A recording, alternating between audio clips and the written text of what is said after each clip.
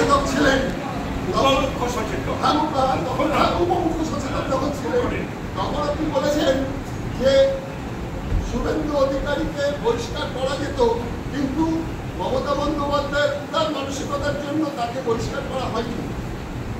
শুধু তাই নয়, আপনাদের হয়তো মনে আছে যে এই অধিবেশনের আগের অধিবেশনে শুভেন্দুর বিরুদ্ধে আমি যেহেতু পরিষদীয় রীতিনীতি বা দেখাশোনা এগুলো বরাবরই করে থেকে থাকতাম বা করেছি, তো সুতরাং শুভেন্দু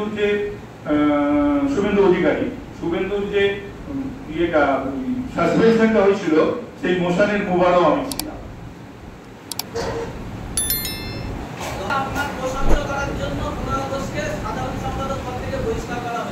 এটা ওদের অন্তর্দলীয় বিষয়, এই বিষয়ে আমি কি বলবো, আমার এখন কিছু বলারও নেই। এই বিষয়ে যেটা কুণালের দল মনে করেছেন সেটা করেছে। আপনার জন্য কুণালকে তার রাজ্য সাধারণ সম্পাদক পদ খোয়াতে হলো, তার জন্য কি দুঃখ হচ্ছে? আমার জন্য ঠিক নয়, একটি আপনারা একটু গুলিয়ে দেন, এটি হচ্ছে সমস্যা। আমার জন্য কেন দিয়ে একটি অরাজনৈতিক সংস্থা বা ক্লাব অগ্নিবীণা, সেই অগ্নিবীণা প্রতি বছর একটি রক্তদান শিবির, চক্ষু পরীক্ষা শিবির করে থেকে থাকে। আমি সেই অঞ্চলে, মানে ওই অঞ্চল আমার অত্যন্ত আপন জায়গা, আমি ওই অঞ্চলে থেকেই ওঠা মানুষ, ওখানকার এমএলএও ছিলাম, মানে সিটি কলেজের পেছনটা। সুতরাং আমি আমন্ত্রিত থাকি, আমি আমন্ত্রিত ছিলাম।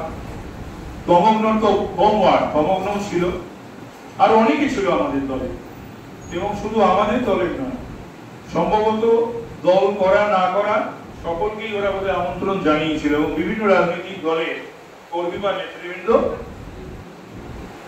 সিএবি, মোহনবাগান, ইস্ট বেঙ্গল সকলেই ছিল। তো সেখানে আমি থাকাকালীন আমার বলা হয়ে গেছে, আমি থাকাকালীনই তখন কুণাল আসে। তো কুণালকে ওরা সম্পর্কিত করার পর বক্তৃতা করতে দেয়। 2021 বা তার আগে থেকে তৃণমূল সরকার ক্ষমতায় আসার পর থেকে ভোট পরবর্তী হিংসা হয়েছে। 2021 বা কিছুদিন আগে পর্যন্ত আপনি সেই দলের ছিলেন, তাহলে কি তার দায় আপনার উপর পড়ে না? যদি দায় পড়ে থাকে তার পাপের প্রায়শ্চিত্ত করছি আমি। যদি দায় পড়েই থাকে, পাপের প্রায়শ্চিত্ত এগুলোকে কোনোদিন আমি ভালোভাবে নিইনি, এগুলোর প্রতিবাদ করেছি। আমার প্রতিবাদ শুরু হয়েছিল 2015 2রা জানুয়ারি থেকে। আপনারা যদি একটা বিশেষ চ্যানেল দেখে থেকে থাকেন, আমি ডেটটা ভুলে গেছিলাম বা সময়টা, ডক্টর উপেন কুশার স্যার তো নোট লেখা নোট অভ্যাস, তিনি একটি টিভিতে কয়েকদিন আগে বলেছেন, এবং 3বার তিনি উল্লেখ করেছেন একমাত্র তাপসরায়, একমাত্র তাপসরায়। এরকম বহু বিষয়ই আমি আমার মনকে নাড়া দিত, এবং আমি সেটা প্রকাশ্যেই বসে আমার সহকর্মীদের সামনে, মানে আমার যে প্রাক্তন দল তাদের সহকর্মীদের সামনে আমি খোলামেলা আলোচনা করতাম বা প্রতিবাদ করতাম বা বলতাম, এবং সেই ঘটনাগুলোর জন্য আজও আমার মনকে নাড়া দেয়, কষ্ট দেয়, দুঃখ দেয়, যন্ত্রণা দেয়। তাই যদি আমার কোনো সরাসরি তো আমার কোনো যোগ ছিল না, প্রশ্নও নেই, যদি তার জন্য ইনডাইরেক্ট যদি আমার কোনো ত্রুটি বা বিচ্যুতি দায় থেকে থাকে, সেই পাপের প্রায়শ্চিত্ত করছি আমি।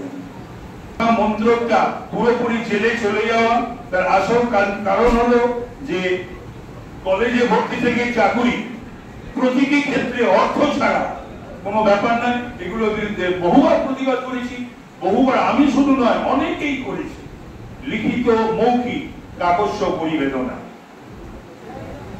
তো সুতরাং এইরকম একটা দুর্নীতির পরিমণ্ডলে আমি মনে করলাম আমার থাকা সমীচীন নয়। ভয়ঙ্কর ভয়াবহ পরিস্থিতি চলছে বাংলায়। এখন তো প্রাকৃতিক উত্তাপ, রাজনৈতিক উত্তাপ যে কদিন ধরে চলছে, বেশ কিছুদিন ধরে চলছে, বিশেষ করে 21 নির্বাচনের পর। আজকে সেই 2রা মে,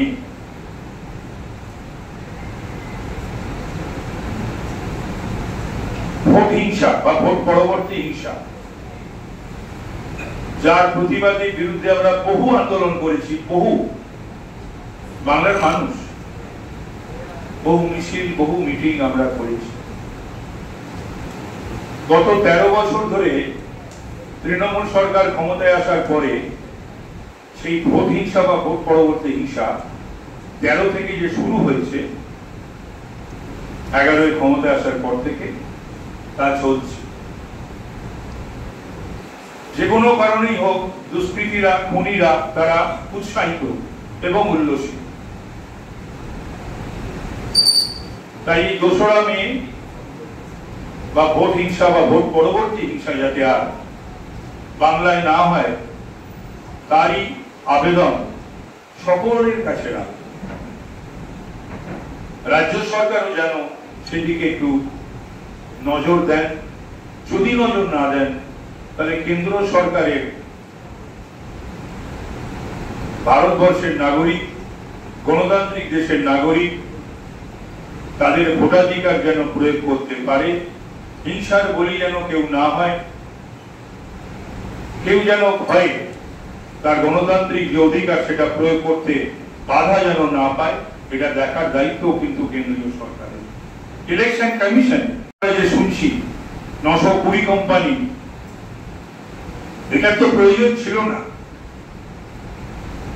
এগুলো এত কোম্পানি যাদের অন্য অনেক কাজ ছিল, আছে, কিন্তু গণতন্ত্র রক্ষা করতে, তার যাতে মৃত্যু না ঘটে বাংলায়, গণতন্ত্র যাতে দলিত মথিত না হয়, গণতন্ত্রের হত্যা যাতে না হয়, তারই জন্য এই বন্দোবস্ত বা ব্যবস্থা করা হয়েছে।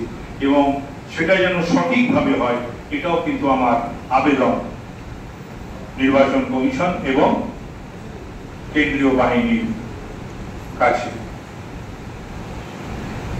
আজকাল নতুনত্ব এবং অভিনবত্ব দেখা যাচ্ছে প্রচারে, নির্বাচনী প্রচারে। আমরা তো ওল্ড স্কুলের মানুষ। এর পূর্বে আমি 12টা নির্বাচন লড়েছি, প্রেস ক্লাবে আসতে হয়নি কখনো। এবার এদের চাপে পড়ে, আমার সহকর্মীদের, বন্ধুদের, ভাইদের চাপে পড়ে আমার নির্বাচনী প্রচারে আমাকে নিয়ে একটা গান রচনা করেছে তাপস কর, তাতে সুর দিয়েছে, আমি তো বললাম শ্রীদেবী। সেই গানটি এখানে রিলিজ করা হলো, উপস্থাপিত হলো এবং আনুষ্ঠানিক উদ্বোধন হলো সেই গানের। আজ থেকেই উত্তর কলকাতার প্রতিটি ওয়ার্ডে, পাড়ায় পাড়ায়, সর্বত্রই প্রচারে এই গানটি থাকবে। গানটা লিখেছেও ভালো, সুরও হয়েছে সুন্দর এবং নির্বাচনী প্রচারের জন্য একটা আকর্ষণীয়,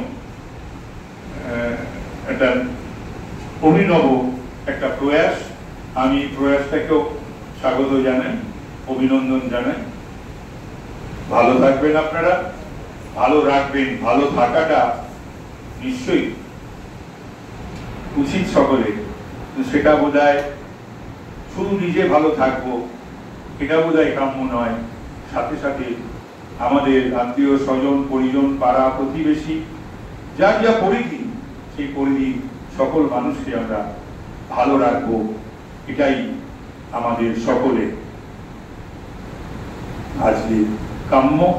যারা নিয়মিত যাতায়াত করতেন বা বসতেন সাংবাদিকরা, আমার যে একটা ঘর বরাদ্দ ছিল উপমুখ্য সচেতন বা বিভিন্ন মন্ত্রী, এমএলএ, এমপি বা তাদের সকলে,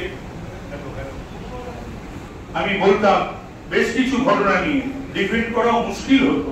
বেশ কিছু ঘটনা নিয়ে আমি বলেছি, বহুবার বলেছি, এবং বলার জন্য আমাকে অবশ্য কোনোদিন কোনো কিছু কেউ বলেনি, কিন্তু শুনতো এবং তাদেরও বলতাম এগুলো প্রতিবাদ হওয়া উচিত, কিন্তু হয়নি। কিন্তু আমি প্রতিবাদ না গেলে আমি করে গেছি নিজের কেন্দ্রে, বিভিন্ন কর্মী মিটিংয়ে, কোর কমিটির মিটিংয়ে, বিধানসভায়, যেখানে যেখানে আমাদের কয়েকজন একত্রিত হতাম দলে, আমি সেখানেই, সেই আমার প্রাক্তন দলের, আমি সেখানেই বলেছি।